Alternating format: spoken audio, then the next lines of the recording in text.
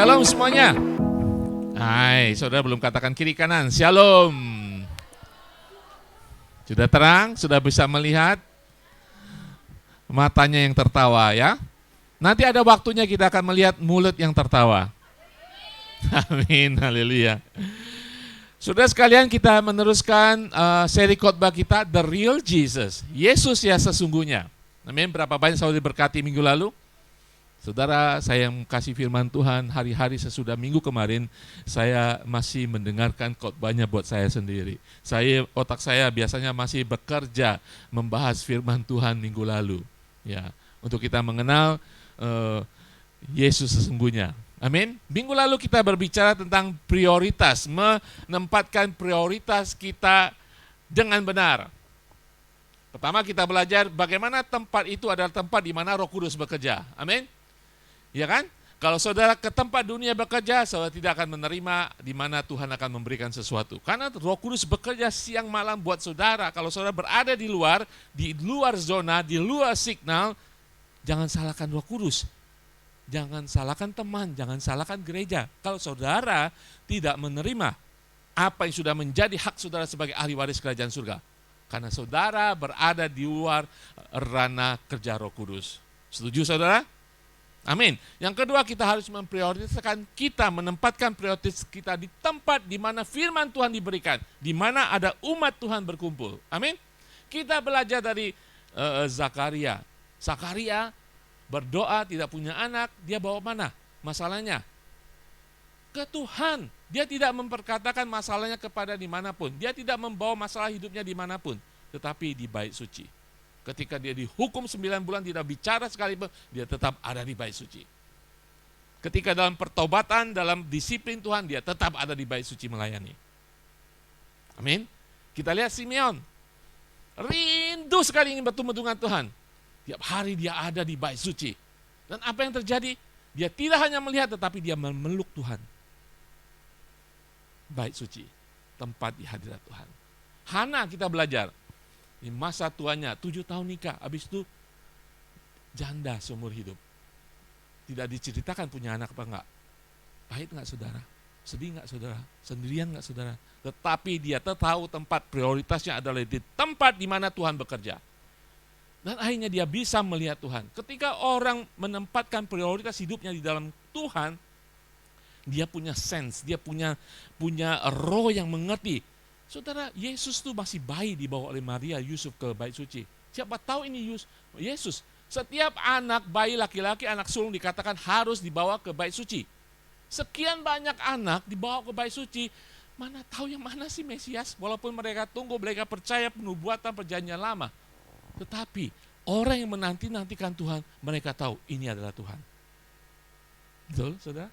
Hana, di dalam segala kepahitan, kesedihan, pergumulan hidupnya, dia menantikan Tuhan, dia melihat Tuhan, dia tahu ini adalah Tuhan. Tidak hanya di sana, dia akhirnya bisa menceritakan Yesus kepada orang-orang, ini loh Mesias yang dinantikan. Ini loh yang dinubuatkan oleh Bapa leluhur kita, ada di tempat ini. Kita belajar, amin. Nah hari ini kita belajar, khotbah yang pertama itu ya. Hari ini kita belajar, judul khotbahnya adalah teridentifikasi dan terkonfirmasi. Ya. Soalnya sebelum kita bahas, ya, ada konfirmasi barang sudah sampai, ya kan? Siapa yang sudah kirim barang dari Indonesia, ya kan? Dari Indonesia sudah dikirim, tetapi saudara belum terima konfirmasi. Saudara ngomel-ngomel udah seminggu nih, biasanya 3 hari kan? Ya. Nah, ketika saudara mendapat SMS dari apapun kurirnya, saudara happy bukan? Sudah terkonfirmasi, barangnya sudah ada, identitasnya sudah ada, nomor sekian, betul? Kita happy. Nah hari ini kita berbicara identifikasi dan konfirmasi. Apa yang kita bicarakan? Kita tidak pernah bicarakan lain kecuali Yesus. The real Jesus, Yesus yang sesungguhnya. Amin. Nah sekali lagi kita dalam seri khotbah ini sampai Minggu Paskah berbicara dari Injil Lukas. Ya, Lukas adalah seorang bukan Yahudi, satu-satunya penulis kitab suci bukan Yahudi. Dia seorang dokter, tetapi ya dia menulis Ya, kita tahu Injil menulis tentang Yesus, tetapi dia ingin menulis Yesus yang sesungguhnya manusia dan juga Tuhan. Nah, hari ini kita melihat bagaimana Lukas membahas, mengupas identitas daripada Yesus. Kita akan melihat perikop dalam Yesus dibaptis, terus kemudian ada silsilah Yesus. Yang ketiga kita akan melihat bagaimana Yesus dicobain di padang gurun. Ya, kalau bicara silsilah, aduh Pak Ari, silsilah anak ini memperanakan ini, anak ini memperanakan ini. Tidak main-main saudara, kalau saudara melihat silsilah saudara paling 4 silsilah kan. Kalau silsilah Yesus dari Adam saudara. Saya akan jelaskan mengapa Lukas menulis silsilah Yesus dari Adam ya sampai Yusuf. Kalau di Injil Yohanes tidak dituliskan silsilah, karena Injil Yohanes berbicara tentang Yesus adalah anak Allah. Anak Allah tidak ada yang memperanakan. Pada mulanya adalah firman, firman itu menjadi manusia, dia berada di sekitar kita. Amin. Nah, kalau Injil Matius tidak dari Adam. Ya, tidak dari Adam. Nah, Lukas menjelaskan silsilah Yesus dari Adam sampai Yusuf. Ya, nah kita bahas nanti itu. Nah, saudara, minggu lalu kita berbicara dari pasal 1 dan pasal 2. Ya, pasal 1, pasal 2 menjelaskan bagaimana Yesus dibawa ke bait suci dan sebagainya. Nah, hari ini kita membahas pasal 3 dan 4. Pasal 3 berbicara pada awal bagian pertama tentang pelayanan Yohanes Pembaptis. Kita tahu Yohanes Pembaptis dipanggil Tuhan mempersiapkan jalan buat Tuhan. Ya, sebenarnya Yohanes Pembaptis saya baca di awal daripada pasal 3, luar biasa Yohanes Pembaptis. Pengetahuan Injilnya dikatakan, bahkan di dalam Lukas dikatakan dia memberitakan Injil. Padahal yang memberitakan Injil kan Yesus. Berarti Tuhan sudah memberikan wahyu, pengetahuan, hikmat untuk memberitakan Injil.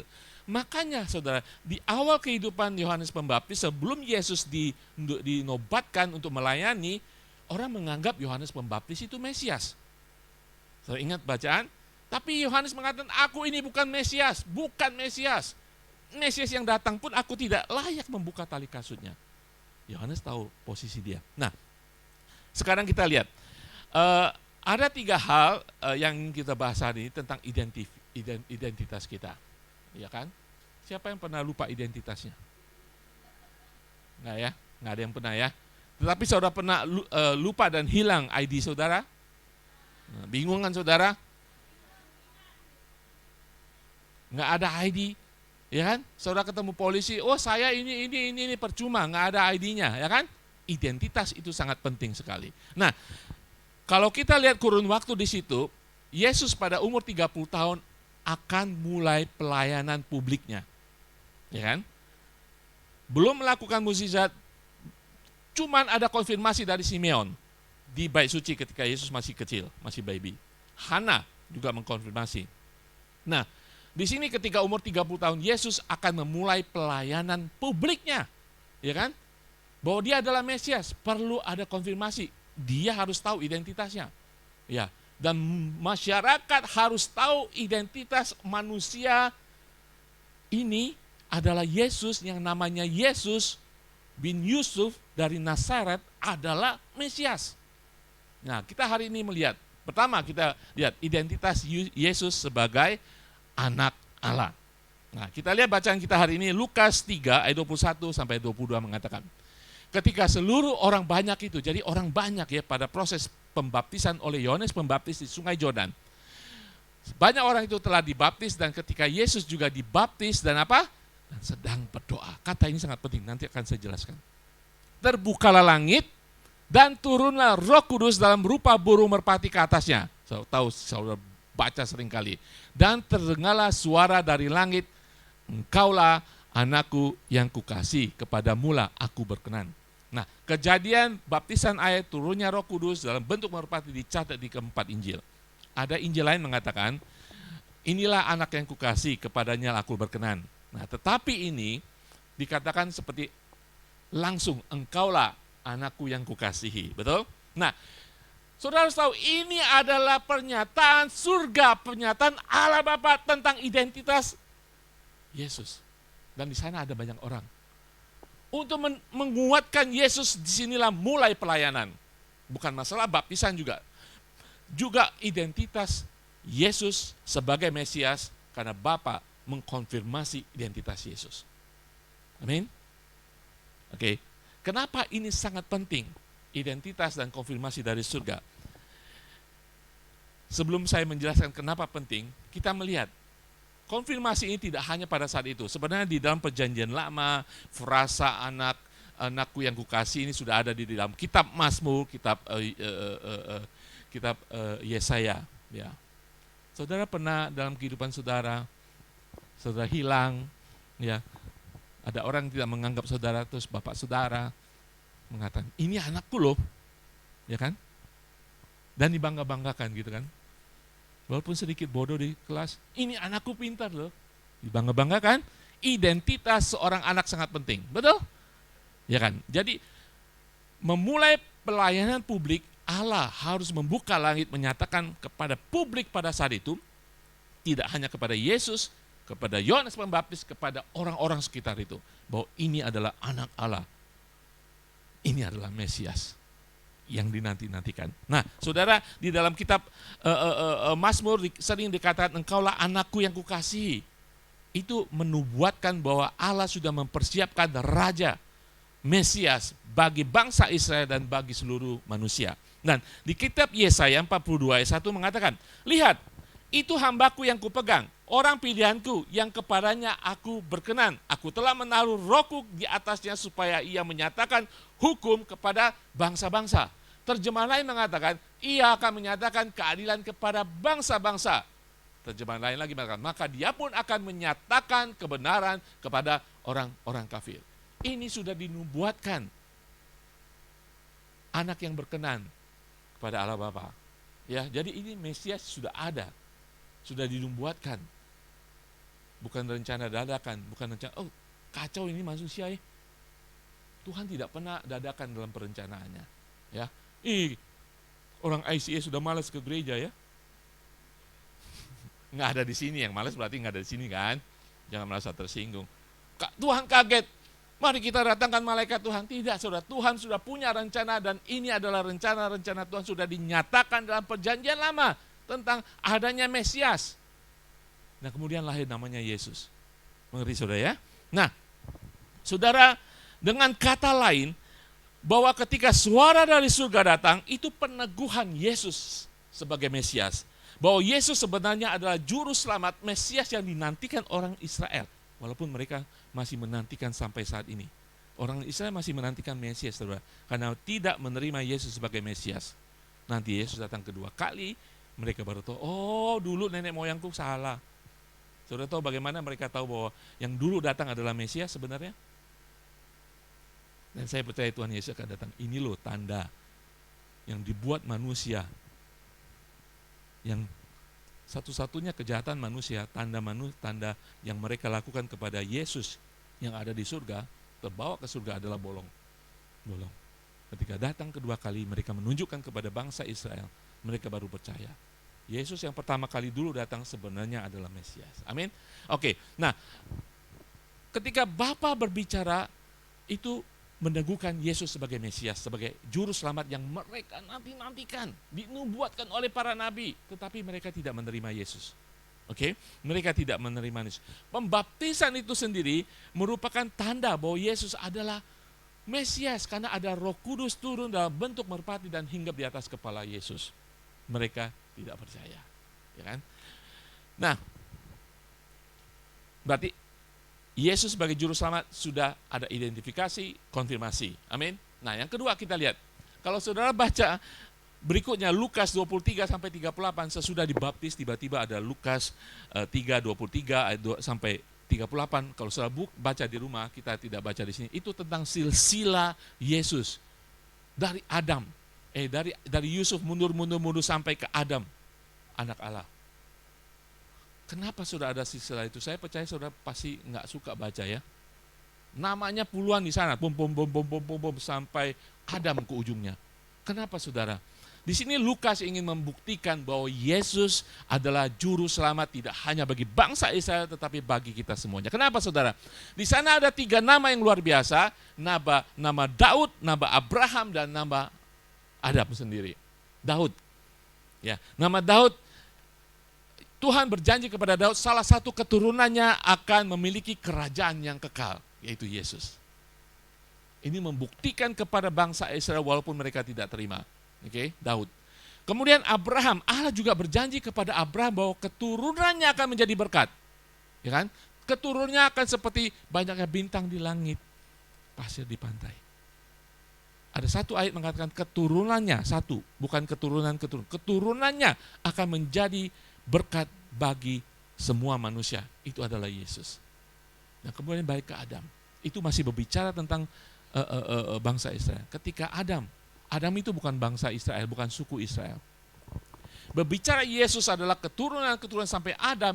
Adam itu adalah semua manusia, ya kan? Dia orang pertama, manusia pertama adalah semua manusia.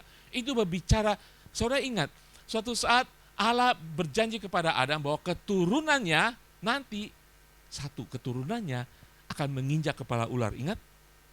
Nah, itu dia Yesus, bahwa dari Adam itu ada satu keturunannya yang akan menginjak kepala ular, iblis. Berarti Yesus yang dijanjikan dari keturunan Adam itu adalah bagi semua orang. Sehingga hari ini kita bersyukur. Saudara dan saya ada di sini percaya kepada Yesus. Amin. Yesus bukan untuk orang Israel, Yesus untuk semua orang. Konfirmasi identitas Yesus walaupun dalam silsilah. Saudara, kalau kita baca firman Tuhan dalam silsilah, ngapain ditulis sih? Silsilah anaknya A, anak B, anak B, anak C, anak D. Ada maksudnya. Penulis Injil Lukas tarik sampai ke Adam. Amin. Haleluya, saudara. Nah, kemudian kita lihat identitas sudah beres ya, kita mengerti. Kita masuk ke pasal keempat. Pasal keempat 1 sampai 13. Kita sering baca di sini. Saya ingin menjelaskan sesuatu yang sangat-sangat penting di sini. Ini tentang pencobaan Yesus 3 kali oleh iblis, ya kan? Perhatikan perkataan-perkataannya. Ayat pertama, Yesus yang penuh dengan Roh Kudus kembali dari Sungai Yordan, berarti baru dibaptiskan, lalu dibawa oleh Roh Kudus ke mana? Padang gurun. Di situ ia tinggal berapa hari? 40 hari lamanya dan dicobai iblis.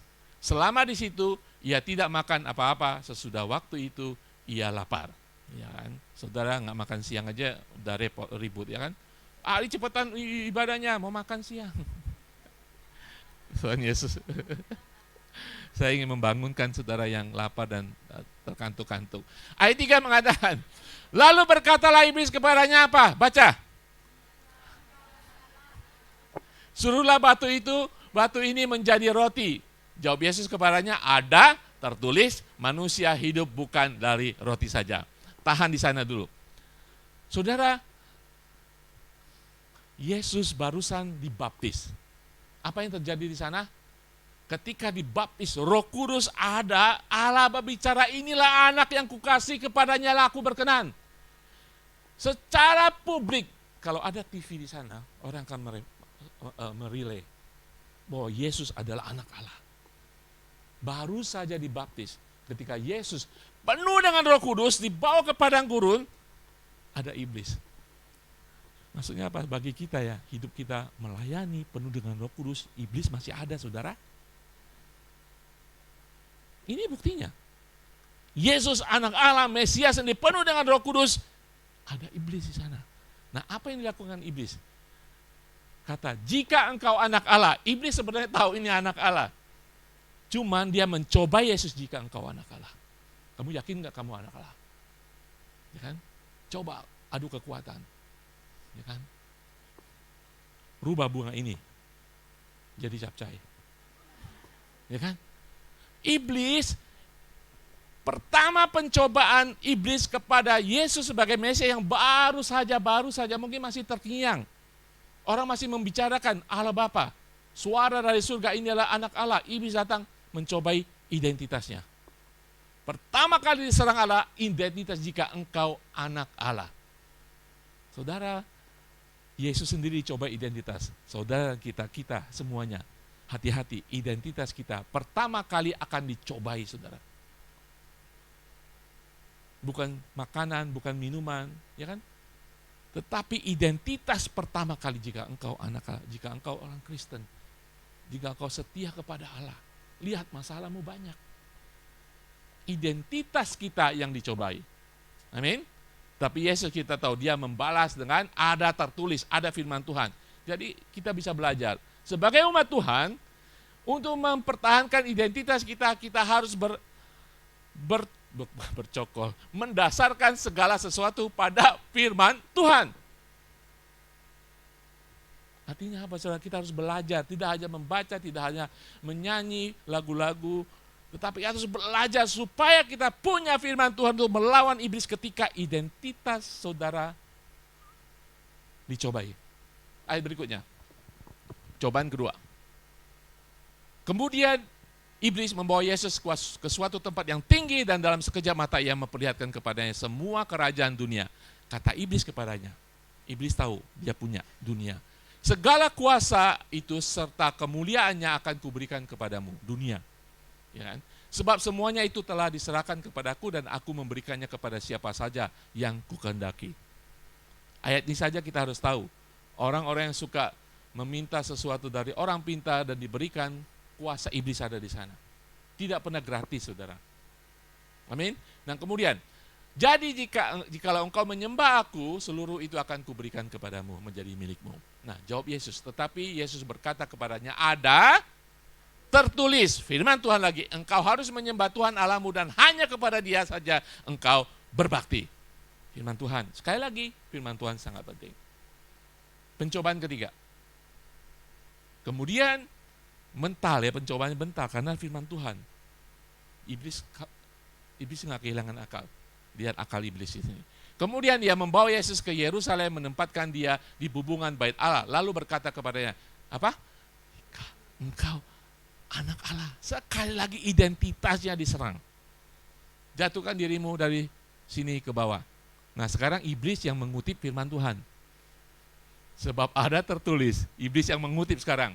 Dia pakai taktiknya Yesus. Mengenai engkau, ia akan memerintahkan malaikat-malaikatnya untuk melindungi engkau. Dan mereka akan menatang engkau di atas tangannya supaya kakimu jangan terantuk kepada batu. Yesus nggak mengatakan amin. Nggak penting iblis ngerti firman Tuhan. Yang dipakai untuk menyerang dia malah. Kemudian Yesus menjawab katanya, ada firman, jangan engkau mencobai Tuhan Allahmu. Sesudah itu iblis mengakhiri semua pencobaan itu, ia mundur daripadanya dan menunggu waktu yang baik. Artinya iblis akan datang lagi. Ketika hari terakhir Yesus mati, sebelum mati, iblis datang lagi. Dan iblis kalah dari Yesus, dia akan datang kepada kita semuanya. Dan ingat, Yesus Mesias sendiri diserang identitasnya, saudara dan saya, kita akan diserang identitasnya. Dalam hari-hari kehidupan saudara ketika saudara gagal, iblis akan mengatakan, mungkin iblis pagi hari mengatakan, dia tuh mau ke gereja hari ini, sahabat-sahabat di mulut, pagi-pagi sudah berbohong. Orang Kristen macam apa kau?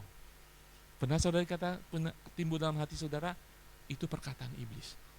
Dia sedang memberikan keraguan dalam hidup saudara tentang identitas kehidupan saudara. Lihat, kamu gagal dalam usaha, pacarmu meninggalkanmu. Kamu kurang baik, kurang benar, kurang kudus sebagai umat Tuhan. Dia pakai firman, bisa dia pakai firman untuk membuat saudara takut dan akhirnya pelan-pelan menarik saudara ke dunia. Saudara, hati-hati. Iblis pertama kali akan menyerang identitas. Dan kita tahu identitas Kristus ya dan amin, teguh, dan Yesus tidak pernah masuk dalam pencobaan daripada iblis. Amin. Hari ini pertama kita belajar identitas Yesus sebagai anak Allah pasti. Amin. Dan dia membuktikan bahwa iblis pun sebenarnya mengakui jika engkau anak Allah. Dia bukan meragukan Yesus sebagai anak Allah, dia tahu Yesus anak Allah, tetapi dia ingin menggoyangkan Yesus pada saat itu. Iblis tahu Yesus anak Allah. Itu sebenarnya konfirmasi daripada iblis bahwa Yesus adalah Mesias. Amin, saudara. Saudara yang duduk di sini, saudara percaya kepada Kristus, saya percaya, saudara percaya identitas Yesus dari Nazaret, lahir di Bethlehem, sekian ribu tahun yang lalu adalah Mesias. Ada amin, saudara. Amin. Nah, sekarang kita berbicara kemudian. Poin kedua, identitas kita sebagai anak Allah. A-nya kecil. Tadi anak Allah, Yesus anak Allah, A-nya besar. Identitas kita sebagai anak Allah. Sekali lagi saudara, ketika saudara jatuh ketika iblis mencoba identitas saudara, berarti saudara belum teguh akan identitas saudara sebagai anak Allah. Mengetahui identitas kita, mengerti identitas kita, merenungkan dan menjalani identitas kita sebagai anak-anak Allah akan mempengaruhi cara pikir kita. Ya kan? Kita tidak menjadi tanda petik Kristen yang cengeng. Dijelekan sekalipun kita tetap anak Allah. Sekalipun hidup kita tidak benar, ketika kita dijelekan, dikucilkan, kita tetap anak Allah. Itu akan mempengaruhi pikiran saudara, kelakuan saudara, apa yang saudara lakukan dalam pelayanan. Nyanyinya fales, saudara nggak dengar langsung sih dari orang lain, langsung runtuh. Saya nggak mau jadi orang Kristen lagi. Jangan begitu saudara. Ingat identitas kita sebagai anak Allah harus kita mengerti. Amin. Haleluya. Kita lihat Galatia 4:5-7 mengatakan, Ia diutus untuk menebus mereka dan yang takluk kepada hukum Taurat supaya kita diterima menjadi ketika kita percaya kepada Yesus. Dan karena kamu adalah anak, maka Allah telah menyuruh siapa? Roh anaknya, Roh Kudus ke dalam hati kita dan supaya kita bisa berseru, ya Aba, ya Bapa. Jadi kamu bukan lagi hamba, melainkan anak. Jikalau kamu anak, maka kamu juga adalah ahli waris oleh Allah. Katakan kiri kanan, kamu ini anak bukan hamba.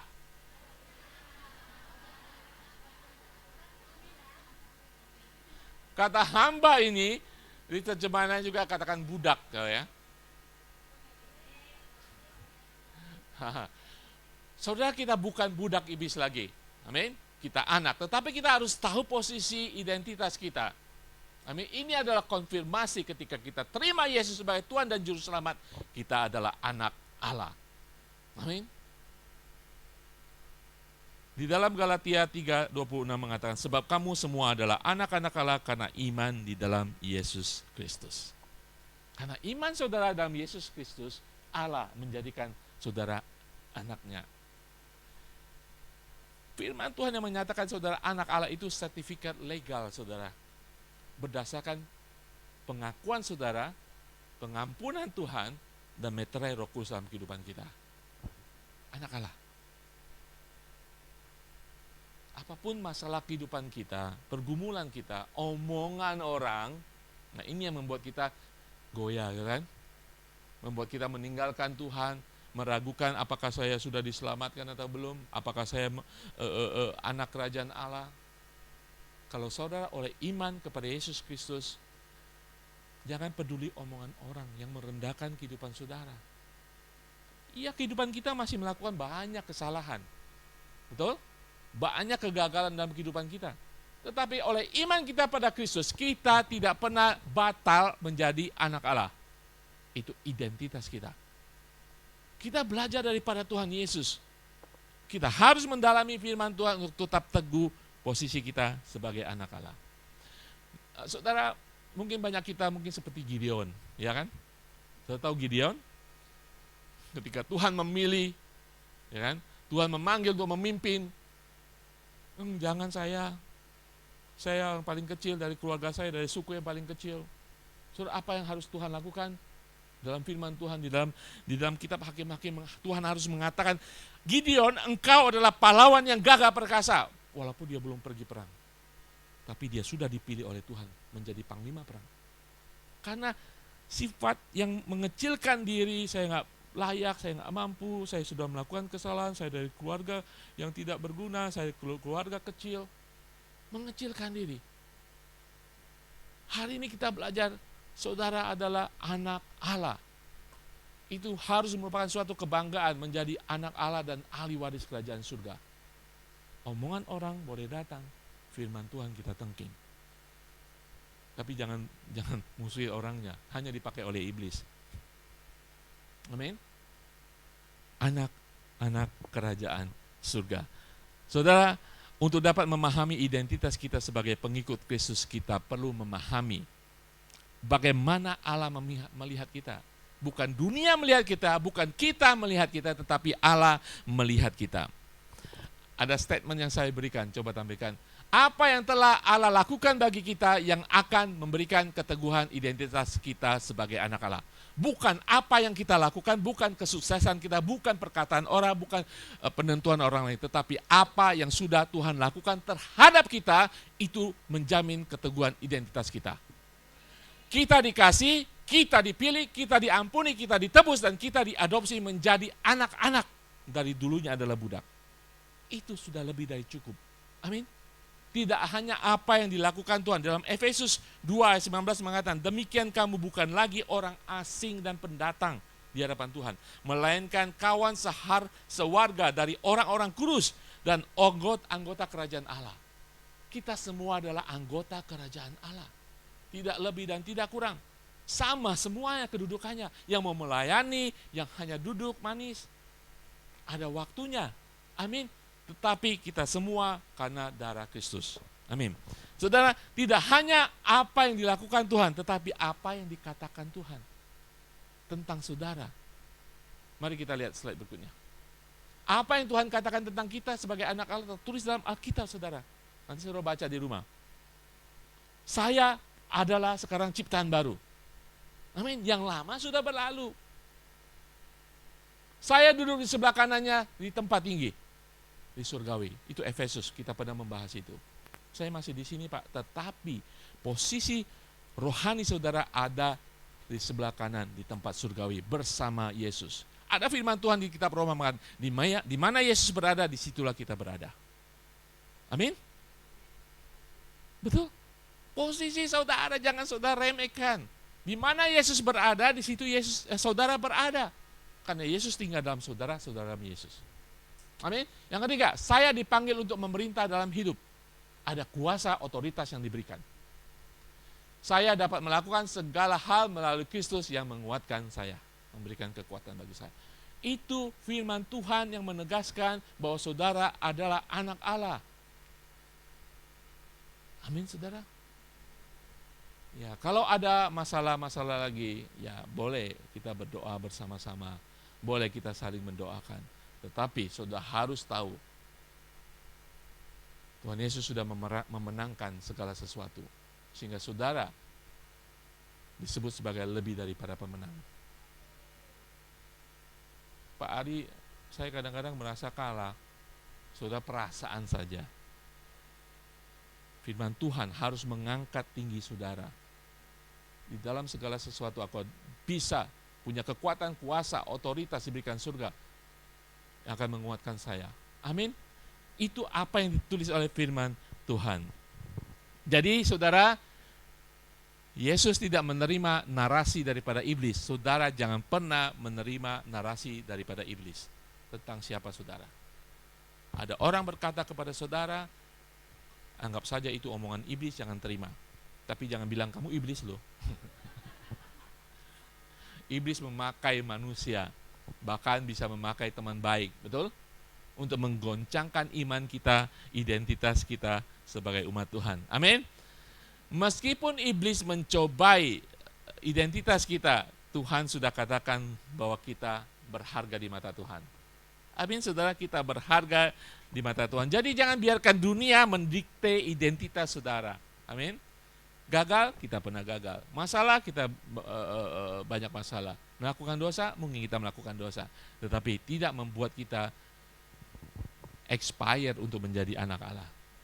Identitas saudara dimeteraikan oleh Roh Kudus sampai kedatangan Tuhan yang kedua kali. Amin. Amin. Katakan sekali lagi, kamu harus teguh sebagai anak Allah.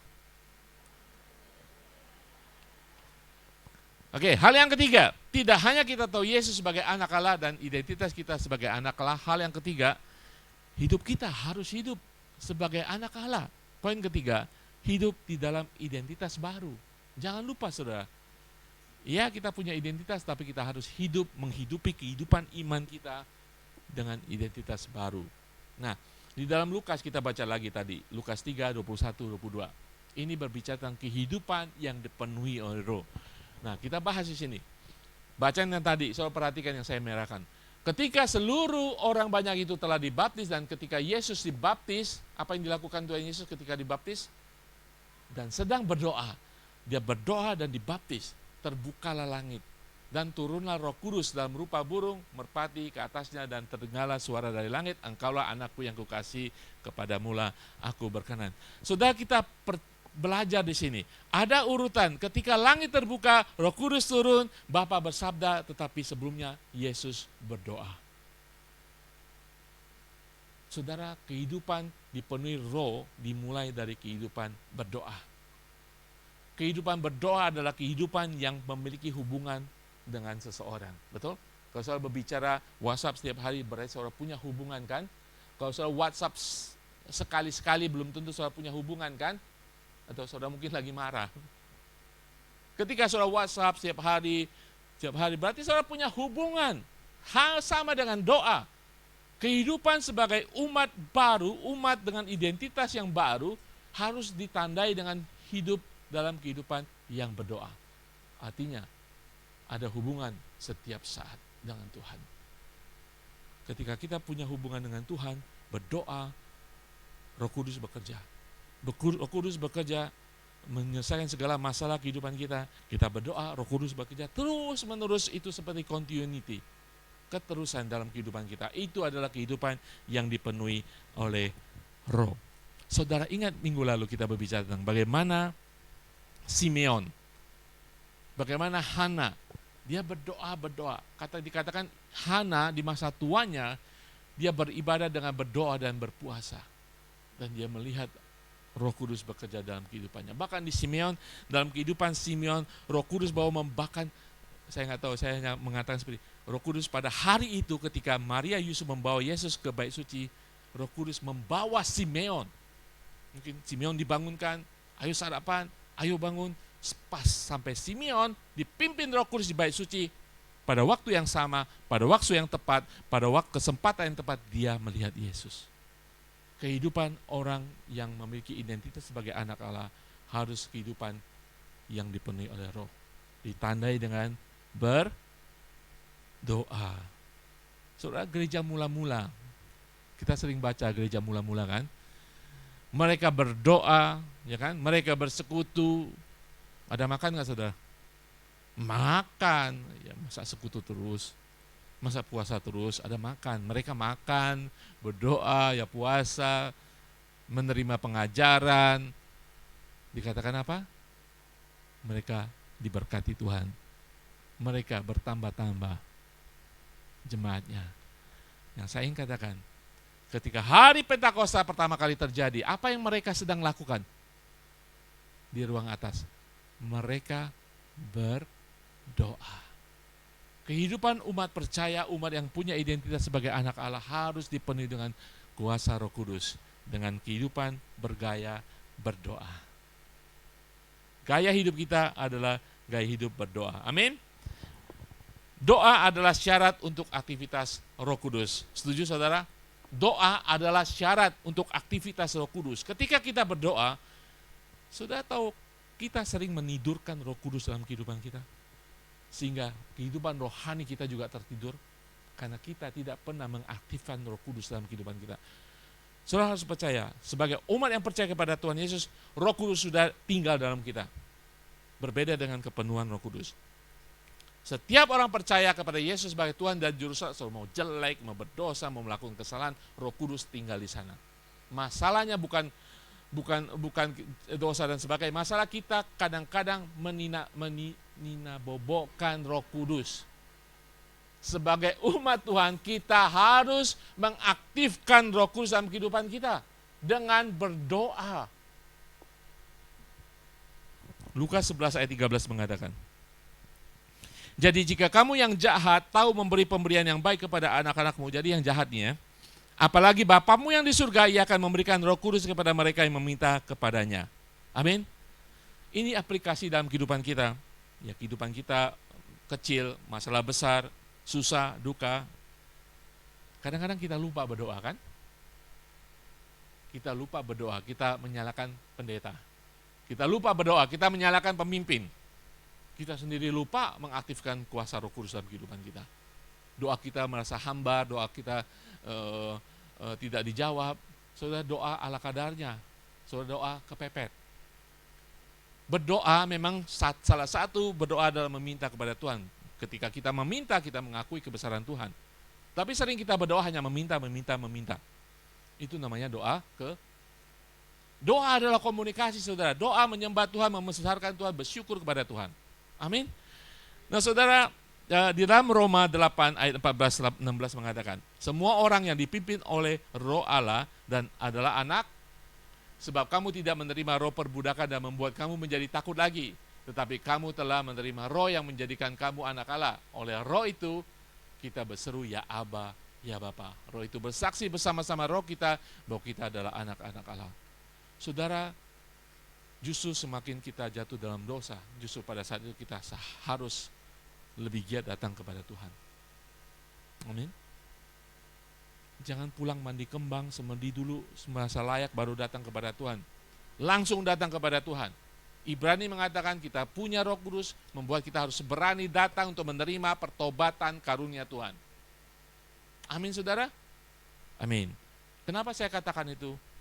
Banyak orang yang ketika melakukan kesalahan, dikecilkan, dikucilkan, diremehkan, menyesal, kepahitan, meninggalkan Tuhan. Jangan, saudara-saudara, anak Allah. Darah Kristus harganya. Darah Kristus harganya. Meterai itu sudah diberikan, Roh Kudus sudah diberikan. Salah kita adalah menidurkan Roh Kudus dalam kehidupan kita. Saul nggak percaya Saul menidurkan Roh Kudus. Suatu kejadian, Yesus sudah melakukan banyak perkara. Ketika Yesus akan menghadapi akhir daripada hidupnya, ketika doa di Getsemani, berapa orang yang dibawa? 3. Siapa? Petrus, Yohanes, Yakobus. Kita baca Lukas 4 ayat 14. Di dalam Lukas 22:46 mengatakan, katanya kepada mereka, mengapa kamu tidur? Bangunlah dan supaya kamu jangan jatuh ke dalam pencobaan. Jadi banyak orang Kristen hari-hari ini tidak berdoa, tetapi tidur jasmani, tidur rohani. Jangan lihat kiri kanan. Lihat diri sendiri. Murid-murid melihat kedahsyatan Tuhan. Nggak tahu mereka kecapean. Kalau saudara di situ saudara pasti berdoa kan? Karena Yesus sudah menyuruh berdoa. Berdoa. Tapi mereka akhirnya tidur juga. Bangunlah dan berdoalah. Supaya kamu jangan jatuh ke dalam. Umat Tuhan punya identitas sebagai anak Allah. Berdoa supaya kita tidak jatuh dalam pencobaan. Tidak hanya hidup sebagai umat Tuhan, sebagai anak Allah, kita harus hidup dalam kepenuhan roh. Yang kedua, kita hidup di dalam rencana Allah. Apa artinya? Kita mau rencana Allah itu yang hebat-hebat, betul? Ya, rencana nikah, rencana usaha, rencana pelayanan, rencana gaji besar dan sebagainya. Rencana ini, rencana Allah, saudara harus tap in dalam rencana Allah yang besar. Bukan perencanaan saudara, bukan. Kita boleh berencana, tetapi bagaimana kita merencanakan akan menunjukkan apakah kita mengikuti rencana Tuhan. Sebagai umat anak Allah, harus ikut rencana Bapa kan? Ya kan? Saudara, waktu kecil ketika saudara meminta sesuatu, saudara minta kepada Bapa tetangga? Enggak kan? Semiskin-miskinnya Bapa kita minta kepada Bapa kita. Kita bertanya kepada Bapa kita, sesudah ini kemana? Liburan ini kemana Pak? Kan? Ya mau jalan-jalan ke pantai yang gratis juga tetap rencana Bapa. Walaupun sesederhana pun tetap rencana daripada orang tua. Hidup sebagai anak Allah, kita harus hidup di dalam rencana Allah. Mengerti rencana Allah, tap in, setuju, ikuti rencana Allah. Kita baca berikutnya, Lukas 4 ayat 14-16 mengatakan. Ini setelah pencobaan selesai ya. Jadi saudara tahu bahwa khotbah-khotbah kita adalah eksposisi. Jadi kita bahas Lukas tuh terus ya. Tapi ada kadang-kadang masuk ayat-ayat yang lain untuk menguatkan poin di sana. Dikatakan 14, dalam kuasa roh kembalilah Yesus ke Galilea dan tersiarlah kabar tentang dia di seluruh daerah itu. Sementara ia mengajar di rumah-rumah ibadat, di situ dan semua orang memuji dia. Ia datang ke Nazaret tempat ia dibesarkan dan menurut kebiasaannya pada hari Sabat ia masuk ke rumah ibadat lalu berdiri hendak membaca dari Alkitab. Maksudnya apa? Kehidupan dalam rencana Allah saudara tidak bisa menemukan di luar kecuali dalam firman Tuhan. Membaca firman Tuhan, datang ke gereja dalam persekutuan, saudara akan menemukan rencana Tuhan di sana. Kalau tidak, saudara akan terbawa arus dunia, rencana-rencana motivasi dunia. So, merencanakan sesuatu bukan dengan kekuatan atau rencana Tuhan, tetapi dengan kekuatan saudara, kekuatan dunia, apa kata dunia. Sebagai anak Allah, kita harus mendengar apa kata Bapa kita. Di mana? Di firman Tuhan. Yesus anak Allah, saudara. Penuh dengan Roh Kudus, dia tetap saudara, Yesus itu yang menulis seluruh hukum Taurat, seluruh hukum Allah. Dia ada sebelumnya bersama dengan Bapa. Dia merencanakan segalanya. Tetapi Yesus sendiri harus membaca dari Alkitab.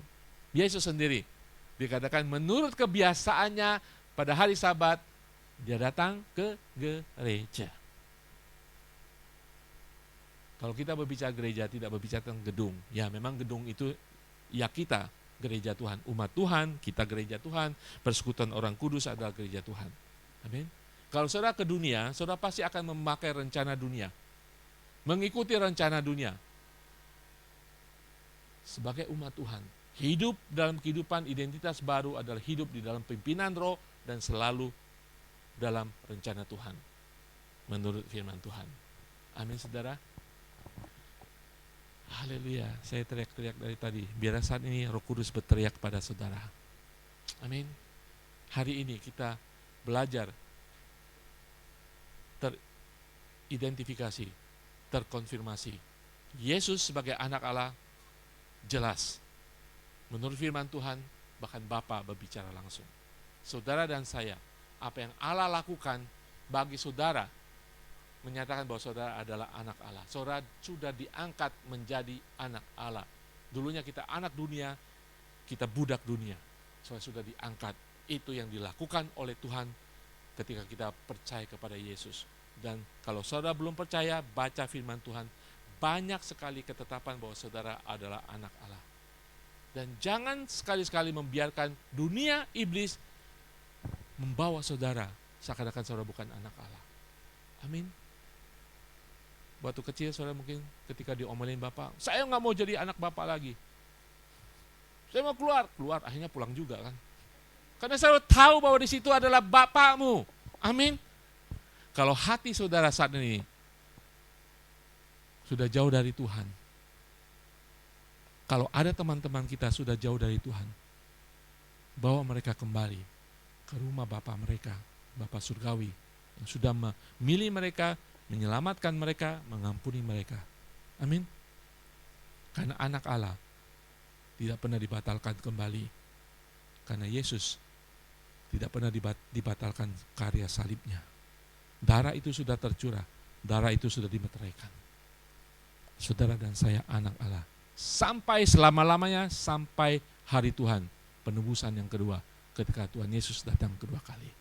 Sementara hidup di dunia ini, hidup di dalam kepenuhan Roh, hidup dalam rencana Allah. Itulah hidup sebagai anak Allah. Amin. Saya undang semua bangkit berdiri. Saya undang tim musik, saudara. Mari saudara, kalau ada saudara yang tertidur, saudara, bukan secara jasmani, tetapi secara rohani, saudara sudah meninabobokan Roh Kudus, inilah waktunya. Membangkitkan Roh Allah dalam kehidupan saudara kembali. Memiliki hubungan dengan Roh Allah kembali. Sehingga saudara punya kuasa sebagai anak Allah. Sehingga saudara punya otoritas sebagai anak Allah. Supaya saudara tidak diombang-ambing lagi oleh perkataan manusia atau perkataan iblis. Yang meremehkan saudara, yang merendahkan saudara. Saudara harus tahu Kita ada karena Yesus. Amin. Karena Yesus sudah memulainya. Karena karya Yesus di kayu salib, kita ada sampai hari ini. Dan kita yakin Yesus adalah Mesias. The real Jesus. Yesus sesungguhnya bagi kita. Pada hari ini, kita harus tahu Yesus adalah Mesias dalam kehidupan kita. Yesus sebagai Mesias dalam kehidupan kita membuat identitas kita sebagai anak Allah selama-lamanya. Amin.